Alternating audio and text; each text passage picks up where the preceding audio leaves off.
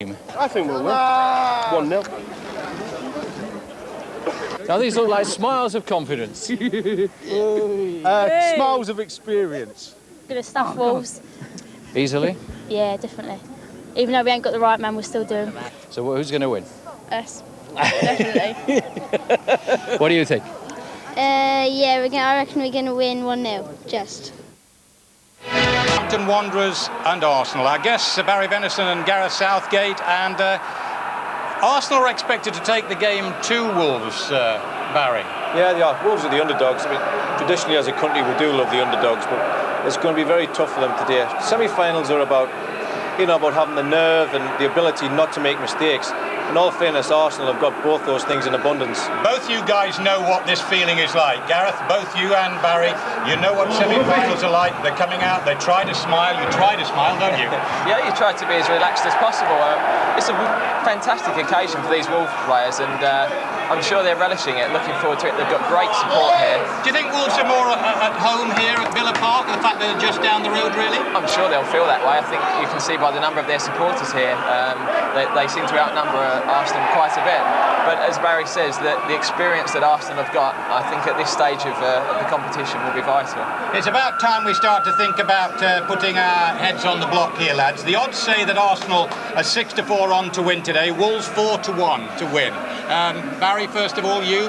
Well, I keep saying it, it's going to be very difficult for Wolves. I think it's going to be a tight game. I don't, in all honesty, I don't see this being a high-scoring game, but I don't see Arsenal losing it. Chesterfield came very close to getting to a final last year. We can say it is the semi-final. Anything can happen. The referee can make a bad decision. Tony Adams could fall over. But I do think it's going to take a mistake from Arsenal to lose this game. Gareth?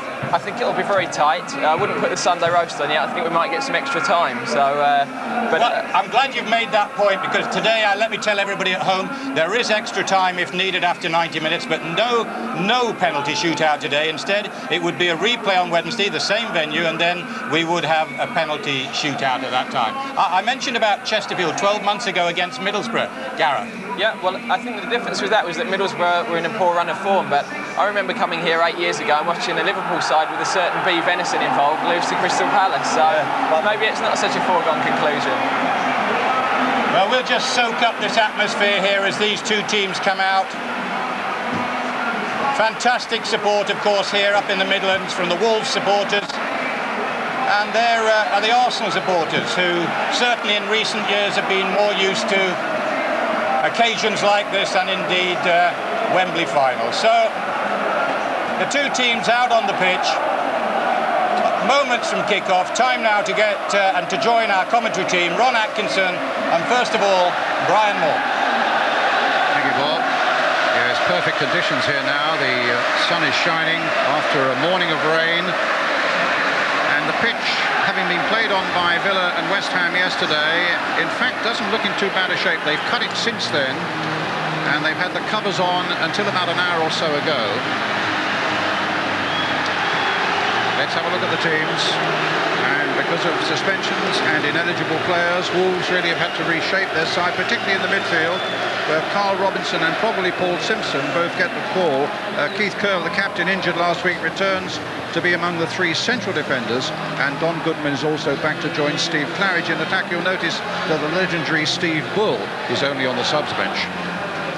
It looks very much as if Mark McGee's opted for some containment in his team. Three central defenders, four across the middle. I actually think Simpson will drop back a little bit from there. If he stays up, it will mean that Mark McGee's trying to contain the whole of the Arsenal back four by using three front players spread. Well, the good news for Arsenal, of course, we've heard, is that Mark Overmars has been past fit.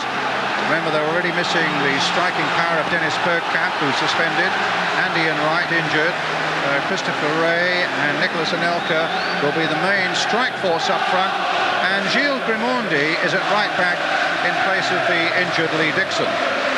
Yes, it'll be a familiar 4-4-2 lineup.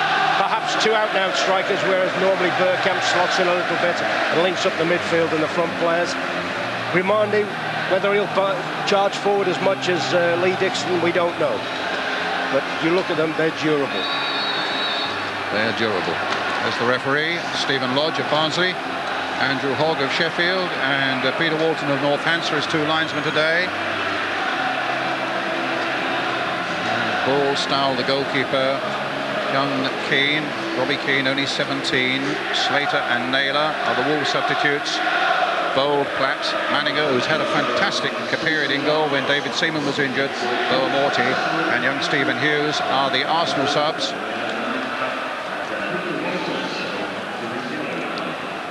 Don Goodman.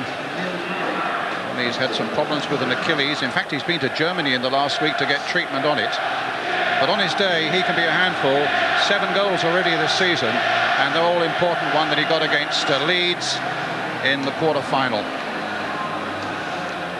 I think, Brian, when you talk about Don Goodman, you know, I think he could be possibly the most effective player for Wolves. He's got good pace, and sometimes Winterburn pushes forward an awful lot. He'll have to exploit that space behind him, you know, and try and get in there and stretch the remainder of the Arsenal defence.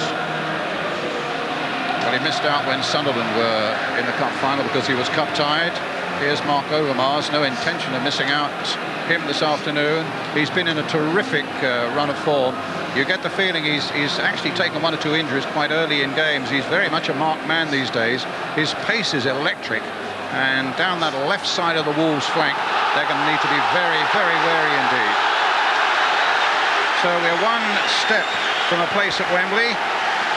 And I suppose for one side, 1 step from being forgotten as beaten semi-finalists. Today really is a day in football where you have to expect the unexpected.